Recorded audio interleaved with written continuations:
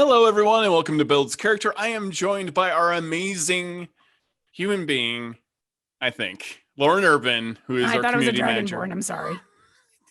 Who is our community manager at D&D Beyond, and today we on Build's Character are going to show you some of the most ridiculous builds that we can think of and horrify you with our creativity and the creativity of our community as well. So, what's on the menu? What's on the menu, Lauren Urban? So you've done a lot of shows about optimal builds or interesting builds for certain adventures, and there's a ton of people who want help with building just the right character for the right story beats, or want the most powerful character.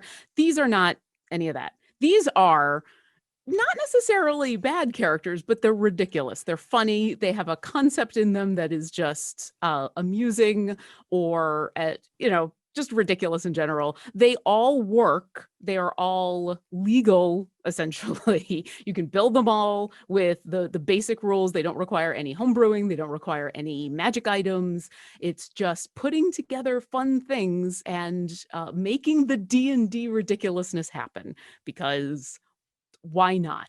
So I'll, for example, show the character that I've been teasing for a while, which is my Aarakocra here, Seraphim. So this is a simple one just to get you started, a little appetizer on the ridiculousness to come. You'll see she's an Aarakocra sorcerer. She is specifically a draconic bloodline sorcerer, which means at level 14, you get dragon wings. You can create and dismiss dragon wings as a bonus action, gain a flying speed equal to your current walking speed, which means at level 14, this Aarakocra has 2 sets of wings. Now, why would you ever use the dragon wings when you've got a flying speed? Oh, that's because of the draconic thing. Oh, that's funny. That's funny that D&D Beyond did that. Oh, I didn't know that. So you've got a flying speed, usually as an Aarakocra, of 50 feet, but your dragon wings are your walking speed, which is 25 feet. So why? Because it's funny. Because why not? I was talking about this specific character and a version of it on our Discord, where the recommendation was, instead of going sorcerer, to go swarm keeper ranger and then get the swarm of flies. And so you're an Aarakocra with 3 billion little tiny wings. Mm-hmm. Right? Yeah. I like it. It's just fun. It's still an optimal character. I mean, you can totally be an Aarakocra sorcerer and go have a lot of fun, and there's other things you can do, but I just like the fact that you get 2 sets of wings. Why not? You also created some fun characters. Let me pull up your Grapple character here. Apple Grapple is a joy. I'm like making characters while we're talking because I keep on thinking of things. So this is Apple Grapple. He's Tell me about Apple Bimbly. Grapple. He's a 12th level warlock, and here's a couple of really fun things about Apple Grapple. Apple Grapple, by their very nature, look under features and traits, grungs are poisonous, which is super duper fun for me. So this Apple Grapple is also an undead warlock because fun. So Apple Grapple is immune to poison. They can breathe in water. That's all cool, but any creature that grapples you or otherwise comes in physical contact with your skin must succeed on a DC 12 Constitution saving throw, or they'll be poisoned for up to a minute. You can apply this poison on any piercing weapon as a part of an attack with that weapon, though, and the poison will react. The target must succeed on a DC 12 Constitution saving throw or take 2d4 points of poison damage. So that's pretty cool, right? That's pretty cool. Point is, I took the feat Grappler. That means I have advantage on any attempt to grapple my target. I am also a Grung, which means I can jump. I have also taken Otherworldly Leap as an invocation as a warlock. This allows me to increase my jump by 5 times. There it is. So wait. So what is my jump as a Grung right now? On top of that, there's it's under features, also, right? Yeah, you also took the mobile feat, which increases your speed. So yeah. Let's come. What are we getting here? Oh, we haven't even added it in. Okay, so as a Grung, Let's see. Your long jump is up to 25 feet and your high jump is up to 15 feet with or without a running start. Okay. And then So let's look at what spells to see how spells interacts with that. so jump, you touch a creature's jump distance is tripled until the spell ends. Okay, so how many feet are we getting? So that's well, do you want the standing jump? Because that was 15 was the base. All right. So yeah, 30, 45. So you can now after that spell jump 45 feet straight up. So I can jump on top of a building at will. Because I can cast jump as often as I want to now, because it's a warlock invocation that says so. I'm gonna like close the distance. It gets better, kids, because I took the poisoner feat, which means even if you're resistant to poison, I can ignore that, and I can again add a layer of poison to my weapons. If I spend a little bit of gold, I can add extra poison onto any of my weapons that I want to use against somebody. So I can heard you liked poison, and so I got you poison with your so poison. I got you more poison. So the poisoner feat allows me to make you take up to 2d8 poison damage, and also have the poison condition, and that causes you to have disadvantage on a bunch of things. And your DC, what exactly does the poison condition do again? And that's a DC 14 Constitution saving throw, kids. So yeah, poisoned, if I remember correctly, is no joke. Let's actually just look it up. Yeah, let's go and get in there. Sorry, I've had a lot of coffee, and I'm very excited about Apple Grapple. I mean, Apple Grapple. I can't even say this. Oh, why is it coming up? Here we go. We'll just come to here. Oh, this is poison spray. This is the wrong thing. Yeah. I've been so excited by this. Yeah, it gives you disadvantage on a bunch of stuff. It is serious. It is a serious condition. It's a serious condition, kids. People in chat are probably yelling at us right now about it, and I don't care. But yeah, what I like about this idea is that because of your long jump, you were talking about jumping on top of buildings. I'm talking about jumping on top of people's heads. Oh yeah. I want to see the little tiny tree frog with the bright coloring, with those big webbed the suction cups on the end of their feet, and they just go boink, and land on your head, and now you're poisoned on top of your head. And it's ridiculous. Functionally are a weapon. You are an attack roll. So when a creature has the poison condition, that creature has disadvantage on attack rolls and ability checks. That's a disadvantage on ability checks. Yep. So this is where it gets super fun, because I also took Hex. And what I'm going to do, I'm going to try to maintain my concentration. You're probably not even going to get me, because I'm on top of your head, poisoning you. I also have Cloak of Flies. It's an invocation. Flies are ripped out of my body and poison you. You're not immune to that poison. You are taking that poison damage every round that you and I are near each other, and the poison from my skin, and the poison from my poisoner fate. And you have no ability to get out of this. But when I cast Hex on you, I do extra necrotic damage to each of my attacks, and I get to choose one of your abilities that you have disadvantage on, and that's going to be Constitution. There you go. Your checks with Constitution are going to be at disadvantage. You're probably going to take the poison damage, and you're never going to get me off you because you're at disadvantage. And all my friends, also, you've been grappled, so my friends have advantage on attacking you. You aren't going to survive Apple Grapple. This is the perfect way to take down a raging barbarian. This little tiny grung is kind of the perfect answer to, my barbarian rages and now I can't do anything. Well, throw a grung at them. Yeah. The most innocent of creatures. And tiny I'm also getting I'm getting a boost. I'm getting a little extra necrotic damage from being undead, from being the undead warlock. I take on my undead grung form, which I don't know what that looks like. So that happens. And I have Relentless Hex, which means even if you run away somehow, I'm just going to teleport right next to you because you're the victim of my Hex. I can teleport up to 30 feet right next to you. And we're back to square one. You're never getting away from Apple Grapple. Apple Grapple loves you. This is your new character, right? That's my new character, Apple Grapple. And if it wasn't for the fact that you're technically required to be a dwarf. I think you've talked in the past about putting that spiky armor on them so that they're also doing piercing damage. So it's the hug of death. Yeah, because then you get that bonus action that you can like stab them.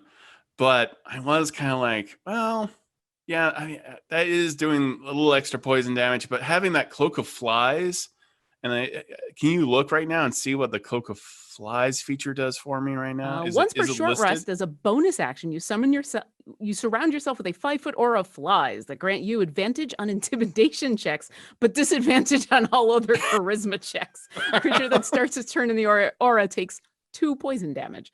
So yeah, it's yeah, that's fun. It's just automatic. It's just whittling you away. It's just whittling you away, but little by little. And I want to use this in combat in a 1v1 game and see how effective this is. But listen, you can jump over a building.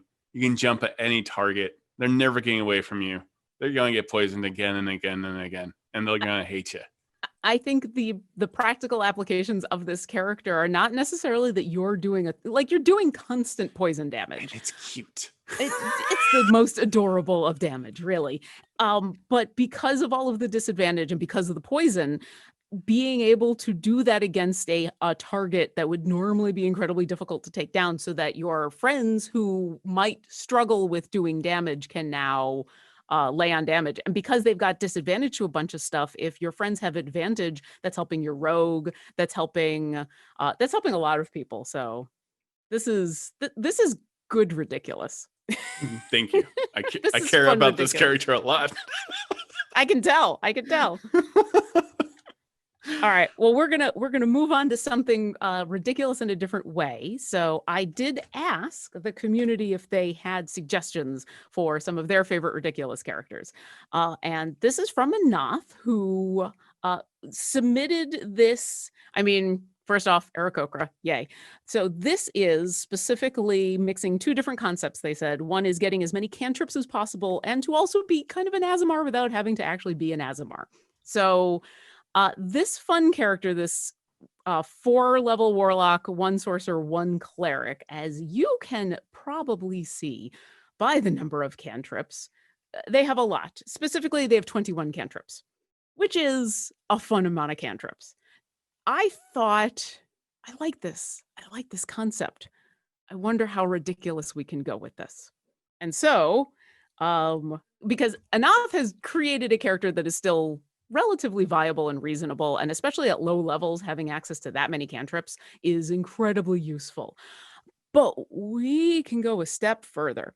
So at level 10, I created this fun character who has 25 cantrips at level 10.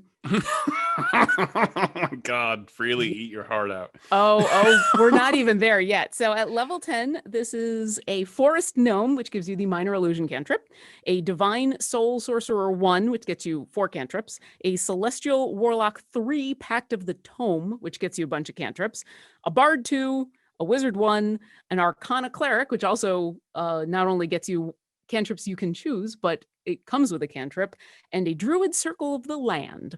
And so with that ridiculous multi-class and a little bit of point buy, what we have here is a level 10 character with 25 cantrips. If you wanted a cantrip, it's there. As you can see, the spell attack in DC is a little ridiculous. The nice thing about the bard is it gives you half proficiency on everything. So you're kind of a jack of all trades. So I created this and I went, well, we can make this more ridiculous, right? We can have more cantrips, right? Yeah, it's true. So we can. I'd like to introduce you to my level 20 character who has 38 cantrips. Because, and I will say, if you check out this character later, I went through the process of making sure that not only do I have 38 cantrips, but they are all unique. There are no doubles in here. These are all the cantrips. All the cantrips all of the time. Pretty much it's almost every cantrip in the game. It's a little ridiculous.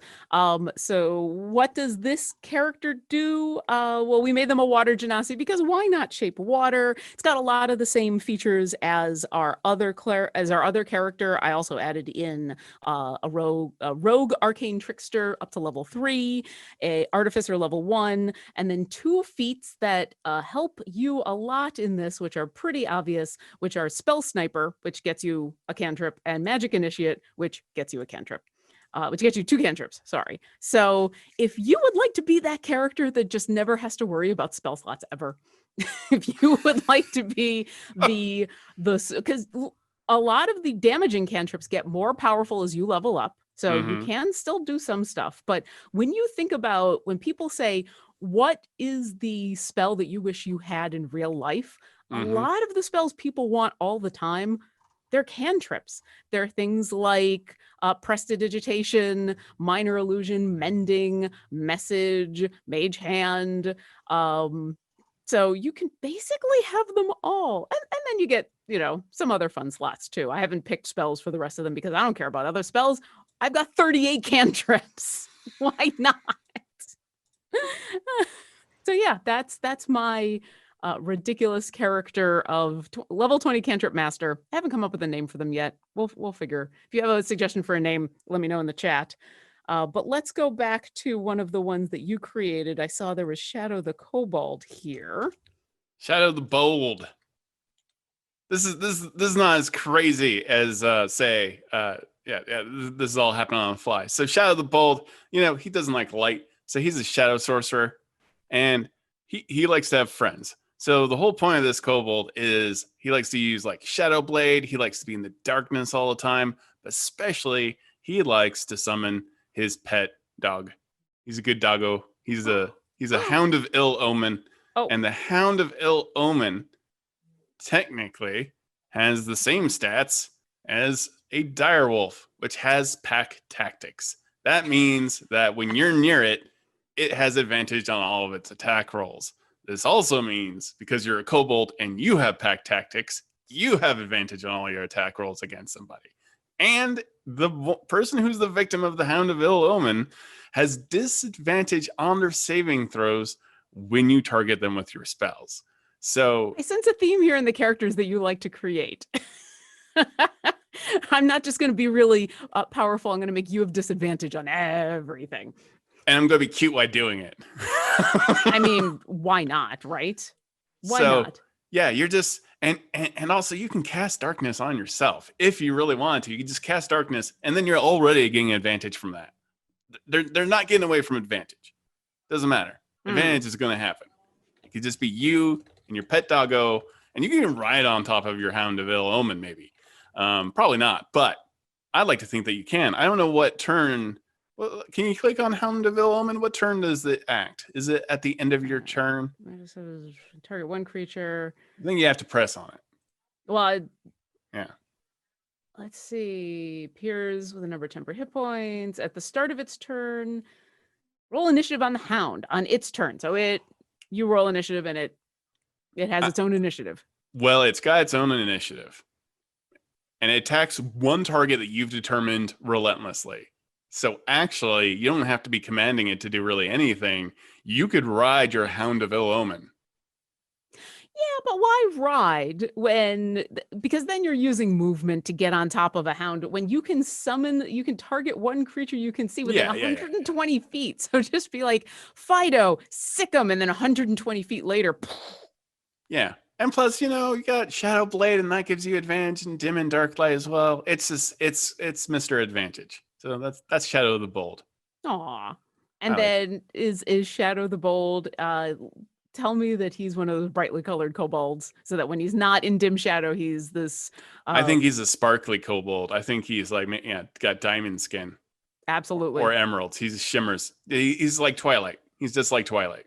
Oh, now I'm upset. He's sparkly. No. He fell asleep, and his origin story is he fell asleep in a giant vat of cubic zirconium, and now he's just covered forever in fake diamonds that are worthless. We have more characters that are coming up from our community, but I actually want to skip ahead for a second because this brings up a topic somebody asked about. Specifically, CJ Gilbert said, "I've been challenging myself to make the edgiest characters with the happiest backgrounds." This sounds It's pretty like edgy. like on the surface when you're talking about, shadow sorcerer with darkness and a hound of ill omen, but now you're talking about them being covered in sparklies, and I want their hound of ill omen to be called like Daisy. And to them be inside the darkness, but you just hear them giggling like like a small child, which is also creepy. That's also kind of creepy. No, that's a Warforged. We got to build that later. All right. Sorry. I don't know if anyone got that. Okay. Let's move It's a Hal on. reference, everybody. There you go. Watch that. So we got this on Twitter from Yodelia Heho, who put together a warlock, rogue, bard, cleric, carefree super spy that is good at everything. Meet Jock's Bond. Dun dun dun. Dun, dun, dun. So before I'd mentioned that I'd added Bard in on my cantrip characters, and it was kind of fun that it gave a whole bunch of half proficiency. This is a character that is all about being proficient at everything. They are the best at, this is an amazing amount of rolling in your stats. For a level 20 character even, getting a plus 15 to stuff is amazing. And it's all about just maximizing what that bard and the rogue can do together as a pair, between jack of all trades and being, that's the other thing, because you are a rogue, not only do you get extra proficiencies and everything, you eventually get, where is it? Oh, see, I thought this rogue had the thing in where you automatically, if you roll a 9 or less, you actually count it as a 10 if it's anything that you're proficient in, which is amazing as well. So if you ever wanted to play James Bond, who frankly is not an amazing, like, he's an okay fighter. He can do some okay stuff, but you want to be able to talk your way out of anything. If you want to be able to examine everything, this is the character you want to go with. I do like the cleric in there just to have a couple of extra spells, but mostly this just makes me happy. This whole giant list of everything being proficient or expert in it. You also get a ton of languages, and I want to play this character so bad. I want to be this character, the one that sits in the back and just every once in a while casts, vicious mockery on someone, and is just the truest skill jockey. It's amazing. And still pretty good armor class. Yeah. So thank you for that. And then this inspired me to pull up something that a lot of people do know about, especially when it comes to rogues. But if you take the right feats, you can have some pretty impressive passives. I actually had a character that was like this. So this is a human rogue with a couple of feats that let you have a passive perception and investigation at 32. Which I will remind you, the official rules say that a check of 30 or higher is considered impossible. So if your DM tells you got to roll over a 30, that's technically impossible unless you're like, well, but I can just see through space and time. So this is the fun of adding the observant feat onto characters that are already super observant. And so this specific human, because they're a rogue, they get expertise. And as you can see, I've maxed out their insight and their investigation. I didn't even have to get to level 20, you just get to level 17. These are the characters that let you, hey, I didn't roll really well, so I'm just going to pretend that's a 10. And you just see everything. I played a version of this character in the Demon Plague game that I played with James and Casso, and it got to the point in where we joked that she could just hear what the DM was saying. We'd walk into a room and he would describe the room, and then he'd say, oh, also Rock, you see. And she would just talk to this voice in her head because she could see the DM. So if you want to be that character, and it doesn't take long to get there, like, especially if you take the observant feat, your passives jump super high really, really quick. You could be at level 12 or 13 and have a passive that's just amazing, which I love so much. We have some questions from chat. Let me pull those up before I pull up some other ridiculous Yeah, builds. I may got something. I may have something new for you. Oh, I may have something new for you. I see you. I see you working away. I see what's happening. Arlenor wants to know, a dragonborn that can fly, is it ridiculous? Yes. Lemur 101 asks, do you think a barbarian hexblade fighter would be fun? Oh yeah. Anytime you can rage and run at people, that's the best. That's the best. Lord Garthon wants to know, Todd, do you have any Aarakocra that you've built? No, because they're garbage. I would like to have proven you wrong in the last 30 minutes. They are not. I will work on an Aarakocra. Actually, you know what? That's a lie. I do have an Aarakocra. Ooh. I have an Aarakocra that is actually an owl, and they are a cleric of the Twilight domain. Oh, that's cool. So they can see forever in darkness, and they're all about that creepy Twilight moment, the moment between light and darkness, and that's where my owl boy lives. That's my Aarakocra. And they can do that fun thing where they turn their head 360 degrees, which is that's super cool and also very creepy. Right before a bar fight. Yeah. Yoshi Guy wants to know, on a scale of 1 to 10, how ridiculous are true polymorphed characters?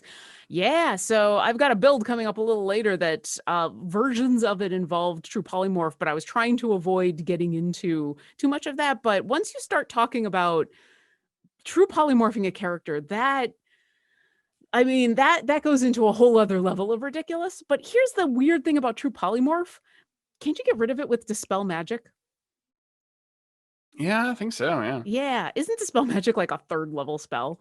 Yeah. I find it kind of fun that you can use this amazingly powerful spell to turn you into some incredible creature with all of these abilities, and it doesn't take much to make that go away. And but if you wanted to have that fun, true polymorph, it's pretty ridiculous. It's fun. Although if I'm gonna go that way, I'm just gonna play a druid and get to level 20 and then be able to turn into practically anything. I'm a dragon now. Those that are makes fun. sense. And yes, people were asking if we can get links to these characters so that they can check them out later. Yes, I will go ahead, check out our forums. I'll go ahead and post links in the forums. These are a lot of fun, so that if you would like to build your own. And then we had a question come through on socials from Eric Vella, who, speaking of Aarakocra, although we can talk about a couple of different other characters, what's your take on Aarakocra Werebear or an Aarakocra Were-Tiger?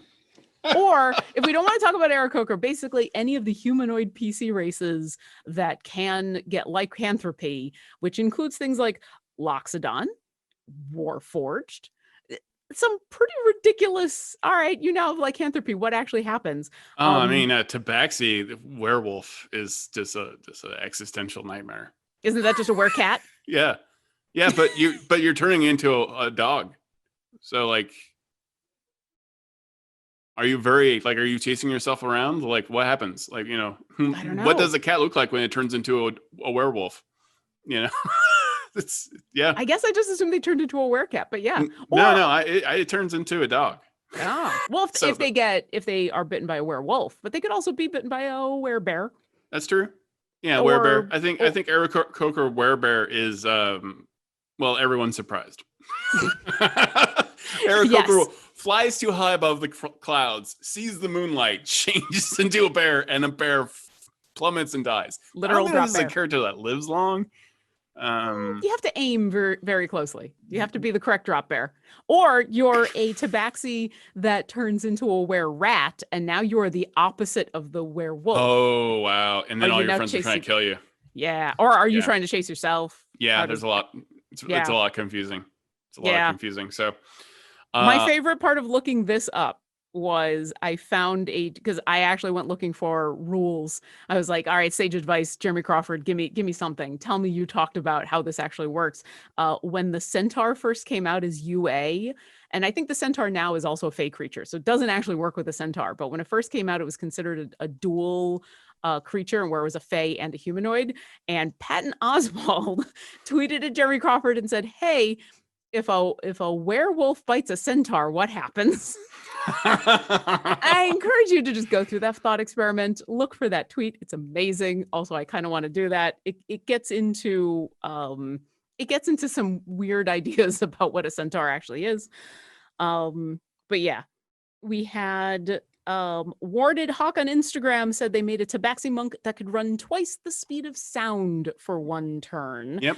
Yeah, Yep. I've got a go fast build that we can look at in just a second. That Now I do have another dark character we could like take a look at. We got Dr. Edgelord. I'm gonna go there right now. So Dr. Edgelord isn't a one-trick pony. He's a two-trick pony. So he's good. a fallen Azamar. Already he's edgy. Undead warlock. And, extra edgy. Yep. He's a rune knight. And now we're going to explain why. So, because I'm a fallen Azamar, I am going to only use Vampiric Touch all of the time. That's all I'm casting. And let's go ahead and look at how much Vampiric Touch damage I do when I hit you. So, Vampiric Touch, 5d6 necrotic damage, and then I get half of that back as healing. That's pretty powerful, except for once per turn, as a fallen Azamar, I can add necrotic damage to any of my attacks up to my level. That means 20 points of extra necrotic damage. So now I'm doing 5d6 necrotic plus 20, plus I'm an undead warlock. That Keep means going. I'm doing the math. That means as an undead warlock, I get an additional die on my attack. So instead of 5d6, I'm doing 6d6. So I'm doing 66 plus 20 necrotic damage. But once my dread form hits around 14th level, as an ability with any necrotic attack I do, I get half the health back that I do in damage on top of Vampiric Touch. So now when I'm doing Vampiric Touch, I'm going to go to any dice right now real quick because I just need to know what happens here. So we're looking at, let's see how much healing. No, let's look at how much I'm not going to ever die. That's what we're looking at here. So 66 plus 20. Yeah. And I am getting all of that necrotic damage and half the healing from Vampiric Touch and the other half from being an undead warlock back. So I am doing an average of 42 points of damage every time I hit you, and then I'm getting 42 points of health. Well, you get half of that, so no, 20. but it's half of Vampiric Touch and then half of any time I do necrotic damage. Oh, you'd added those together. Okay. So you add those together, and I'm like, I'm hitting you for 42, and I'm taking 42 back. I'm constantly healing at a nightmarish rate. It's the best Vampiric Touch build you will ever find. But if that's not enough for you, we got something else in gross. It's not enough. Give me more. All right. Well, under features, we can eventually, we hit our final form that allows us to drain all the energy out of somebody. So I'm going to take Polymorph, and I'm going to take my dread form and become a spider. Okay. I'm going to enter into someone because I can pass through solid objects because of this ability. I enter into your body as a tiny little spider, but as we know, if I take any damage, I return to my final form, my regular form. I'm gonna one up that, and I'm gonna go. This is why we have 3 levels of Rune Knight. I'm gonna go from tiny to huge inside your stomach, and I'm gonna explode out of you. Now, we don't have official rules on what happens when a giant appears inside your stomach, but I would like to think that they just die. So, I mean, you can make some pretty educated guesses. Yeah, I think some bad things happen to everyone involved. But it's delightful. So if you want to become a spectral spider, enter into someone's stomach and then explode as a giant, well, that's your. Oh, by the way, if you hit 0 hit points, you also explode as this undead warlock, and so you're doing another radius attack damage on top of that, and you go back to 1, and everyone's happy. Do you have any way to bypass resistance or immunity to necrotic damage? I That would be the personally only am thing. immune to necrotic damage, but I don't know. But the creature that you're attacking, do you have any way to make them to bypass their resistance? Because that'd be the only thing. Is I'm gonna throw some zombies at you, and this could be a problem. Yeah, that But could be a problem. It could be a we problem. could come up with a way of doing this, and it's not like you are not able to That's when you deal go with. inside them and explode. Maybe. And then they make their Constitution saving throw and they just rise again, and that's they just get big. yeah. It's just They one just- big distended belly. This is gross. It's funny that you bring up the Rune Knight because so friend of the show Luke McKay, hi, asked in chat if you have a larger character like a Goliath and you gain wings, I assume they'd be proportional as such. Could they be used as sails for a small watercraft and with their sail speed equal to their flying speed? Probably not, but I wonder if you did Rune Knight and you actually became, so Goliath isn't considered a large creature, but if you actually used this kind of build, You would become large. you become large, including your wings. So if you were an It's true. Aarakocra Rune Knight, or we go back to your Fallen Azamar. Oh, they're Fallen Azamar, so they don't have wings that can fly. Not functional wings. No, but I can fly because but I'm not. Yeah, I'm not a good sail. I'm not a good sail. So that's my fault. No, It's a bad build. I'm I think sorry. you could be an excellent sale. I think you're selling yourself short. I think you become a redemption Azamar. You get your good wings back. You get huge, and then you're just holding on to the boat, and we're all listening to sail away, and it's amazing. I don't want to lose that vampiric touch though. You don't have to use the vampiric touch. You can get it other ways. It's you're a spellcaster. It can happen. And then you this is the version of the character who is the edgiest of edgelords, but you're a happy person. Oh yeah, Dr. Edgelord is very excited. And he's very much just like, oh, foul wind is blowing. he's excited and dramatic. Okay, he needs a level in Bard. And this is how edgy Dr. Edgelord is. It does take a bonus action to take on your dread skeletal zombie-like husk form, but Sure. then it takes a full action to erupt your spectral wings. So like all in one round, you like turn into this zombie lich thing, and then wings pop out of your back as well, and no one can out-goth you now. I didn't know this was a goth competition, but now I'm excited. And you have all these spells available to you as a warlock. You don't want any of them. You just want vampiric touch. That's the only reason you got into this game. I don't know. You take darkness, you take a couple of other things, or you take the spells that It's true. turn It has you- to be darkness. You're the edgiest of edgelords with fairy fire. I don't know how to make that. I mean, you are like edging. So do you have the haunted one or urchin background? Because it has been ruled that those are two of the edgiest. They are very edgelord- edgy. Like you feel Yeah. bad for me because of all the trauma I've endured, which is interesting because I'm the trauma. Yeah. Well, or the other option, if you're going to be hanging out in Wildmount, you could be the Volkstrucker, and then you The could be the Volkstrucker. Volkstrucker. Yes, my German is pretty bad, but there it is. So you could if you are the pain, then you might want to go hang out in Wildmount. Sorry, we're getting a bunch more questions. There isn't space to grow larger as per Rune Knight rules. Did you take that into account? Oh, well, does I the Rune Knight feel allow- I didn't. That's Oh no! if there's not space, I would make it does make you large, doesn't it? Yeah, even if you're a spider, it's not like one size larger, it's just makes you large. So just I just large. do it all at once. You know, like once the spider form changes, yeah, it's a rough one. You're right. There's a flaw in that, but this is the best vampiric touch build I think you're gonna get, maybe. Oh, possibly. that for sure. Yeah. Yeah. Also, edgiest edgelord of whoever has edged. Yeah. We got some more suggestions. Yeah. So we were talking about fast moving builds before, and before I get to the one that I built up, this is from Silva, who says, so this is a human monk druid. I call her Hit and Rung Kung Furry. Base speed, unarmored movement, and mobile feet allow me to do hit and run tactics when I run in, attack, and then run away. Best to use wild shapes with pounce and charge tactics. She's a lot of fun to play.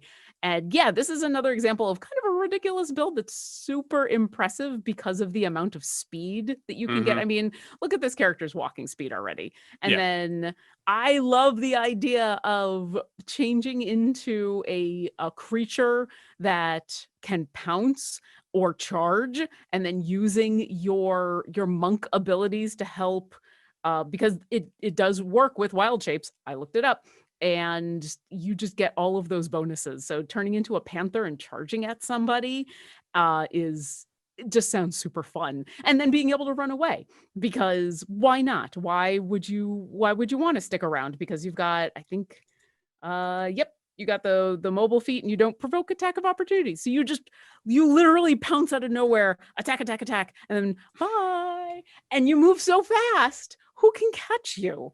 Who can go after you? You know, it's almost like that teleporter build I made, where all you do is thunder step, and then you have that teleport ability that you naturally have. As a conjurer. Conjurers can just teleport. Yeah. No, as as a bonus action, or an action, they can just teleport. Anytime they cast a conjuring spell, the effect redoes itself. So you're like moving around 120 feet every round. Yeah. Dropping thunder. The good thing about this is you don't, because the thunder step, I think, attacks or hits anybody within a certain radius of you. So you can hit your friends. Yeah. It's still epic, and it's loud. It's super loud, which is half the fun. This, you don't get that explosion of damage, but what you gain is stealth. What you gain is being able to run away quickly and hide, and being able to do this with a friend who is locking someone down, making sure that they can't run away, and then you're just constantly pouncing at them from like 55 feet away. I find this amusing, and I love it, and I can't wait. I don't think I've ever actually played a druid before in 5th edition. This might be my first druid. I'm super excited. I'm super excited about this one. I might have to steal it. We got a lot of people who were I should have brought this up when we were talking about your Grung build. There are quite a lot of people who want to play Ninja Turtles. That's true. That is true. Yeah, I mean, I don't blame them. It's interesting to see all the different builds. I didn't pick just one because I literally got about a dozen different versions of all 4 of the turtles. Some were grung, some were turtles, some were reskinned humans. Being able to put them in, I liked the ones that weren't all monks. I thought that was interesting. I definitely think we heard a lot about the Teenage Mutant Ninja Turtles when the Turtle package first came out. I think everybody talks about playing that game. I do want to know, has anyone actually played a game as the Teenage Mutant Ninja Turtles? God, I'm surprised I haven't yet. Really? It sounds like such a fun, good idea, but it also is one of those ideas of like, oh, it makes too much sense. Nah, we can't do that. That'll be cliche. But yeah. If you have actually played as the Teenage Mutant Ninja Turtles, let me know. I want to know how that actually went. I see you building something else over there. Have you already built it? No, I'm listening to. It did make me occur. I'm testing out a concept. I'm testing out a thing. Right? We're doing the thing. We're doing the thing. We're doing the thing. So we're building things live. Building them live. So we're gonna do it live. We're gonna do it super live. So we might as well talk about speed characters. So I'm going to preface this by saying that the idea we got into for these ridiculous characters was to avoid things like magic items or homebrew rules or anything like that. So you technically can go faster than what I have here if you start talking about boots of speed or anything like that. But I figured what I wanted to do was build characters that didn't require essentially the DM to give you something, because you really want to talk with your DM or have gotten a specific magic item in a campaign before you just give it to your character, especially something like Boots of Speed. But everything we have done here with my Tabaxi Gotta Go Fast is just created in the character sheet. So they've got a speed of 70 feet.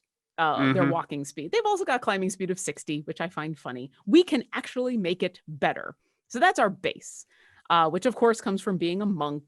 We have also added a little bit of barbarian, and we have specifically gone with Path of the Totem Warrior because we can go elk, and while you are raging and aren't wearing heavy armor, your walking speed increases by 15 feet.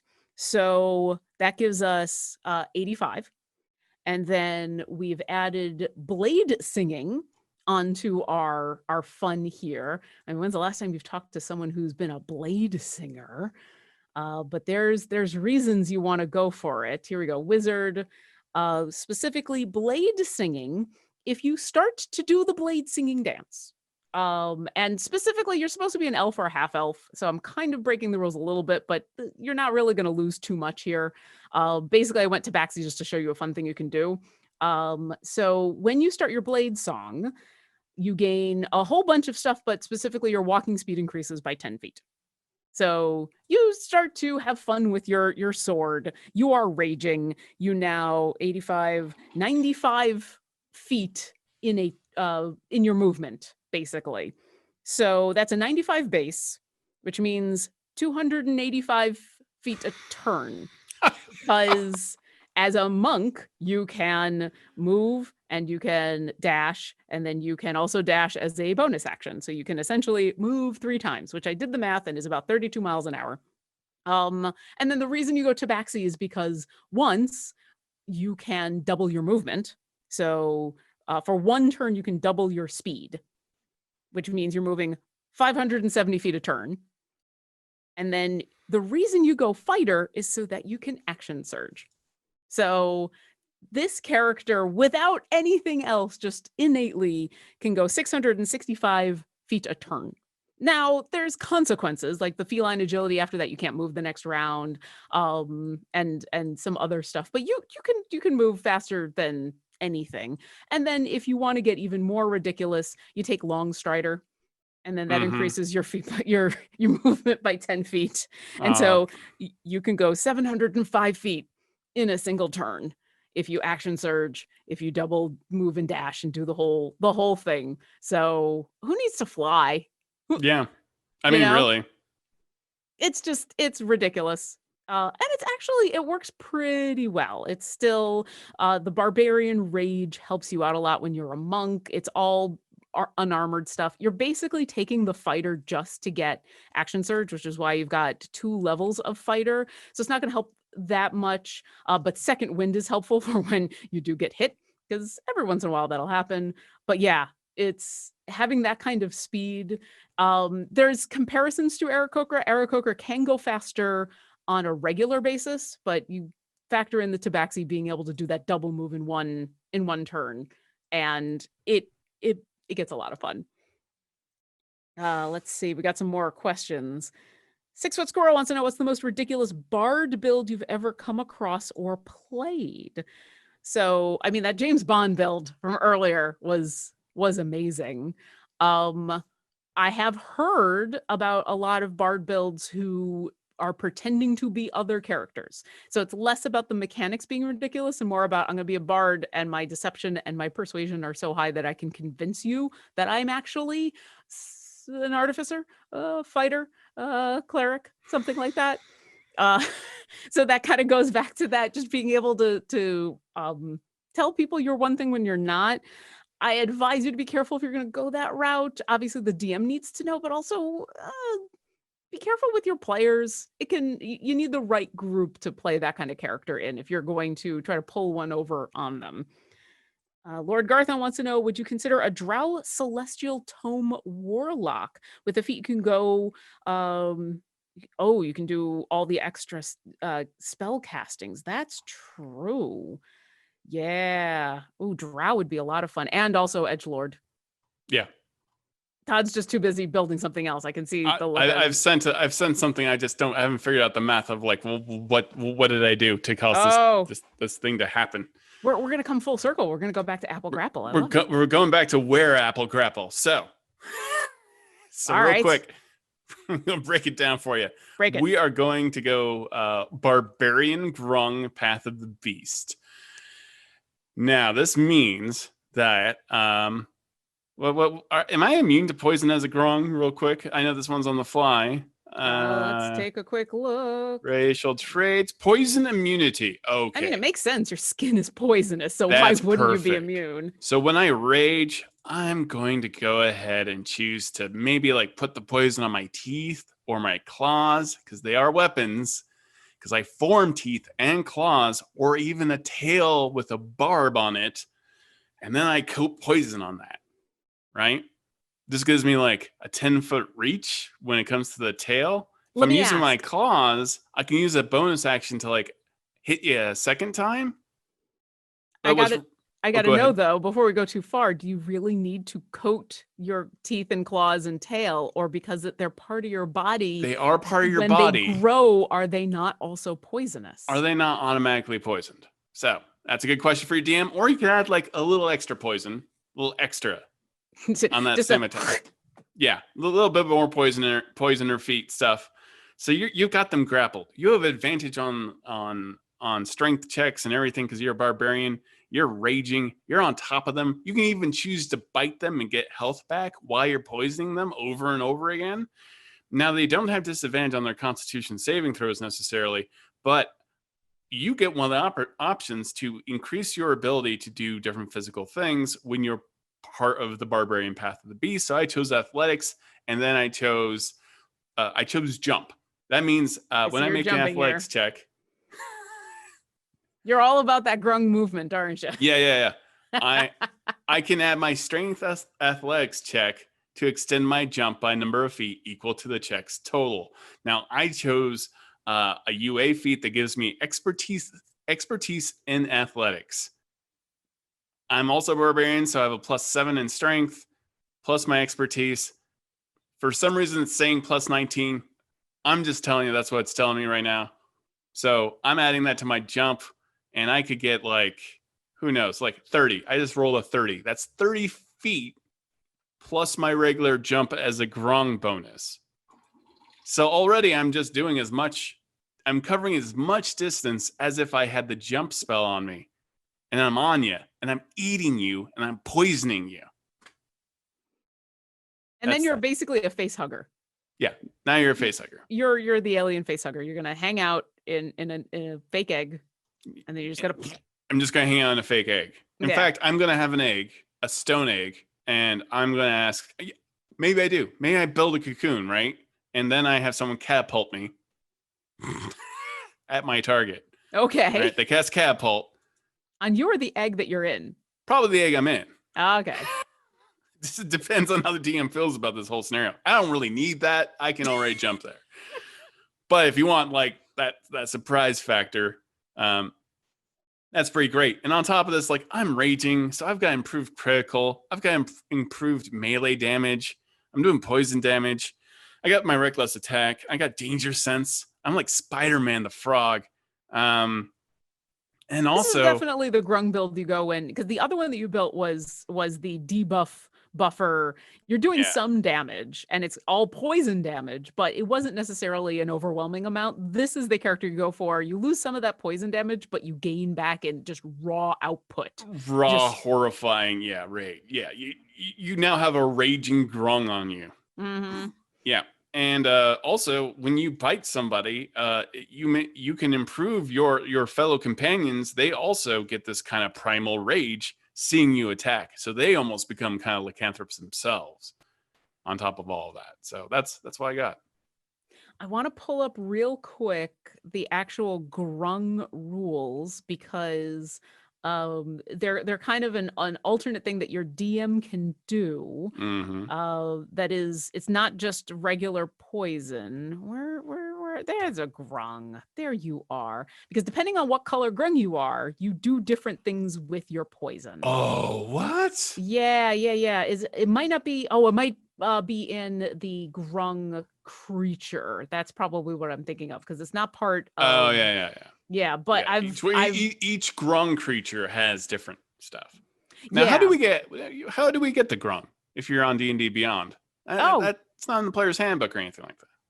No. So grung are a special thing that you can purchase that are from one grung above. It is it's it's not really an adventure. It's basically just the character class you can play as a grung, and then some information about some characters. Just a couple of characters. No one special. But yeah, it's a donation to Extra Life if you purchase it, and then you get to play as Grung. And if you play in a game in where your DM will let you use some of the rules that are in the actual Grung as monsters, here we go. Grung variant, Grung poison. So depending on what color you are, not only do you get the poison condition, but like if you're green, the poison creature can't move except to climb or make standing jumps. If the creature is flying, it can't take any actions or reactions until it lands. My favorite one is red. The poisoned creature must use its actions to eat if food is within reach, because then the question becomes, what do you consider food? Well, that's good. And here's an interesting point about the path of the beast barbarian and this grung. So you've grappled them. You're on them. They can't get you off of you. They're poisoned. They got disadvantage on attacks against you. And you've got advantage on your strength saving throws, and you've got expertise in athletics. It's done. You're part of them forever. You might as well be a symbiote. Like you've just clawed into their soul, and that's it. Well, as it turns out, with infectious fury, if you hit a creature with one of your natural weapons while you are raging, the target must succeed on a wisdom saving throw, DC 16. And if it does, it suffers one of these effects. The target must use its reaction to make a melee attack against another creature of your choice that you can see. So now you're on your choice. That's the important part. Yeah. You are on top of this dude's head. You have your claws deep into his brain. And now he's fighting people on your behalf while being poisoned by you slowly. Yeah, you really are the alien facehugger. Yeah. Did I win D&D?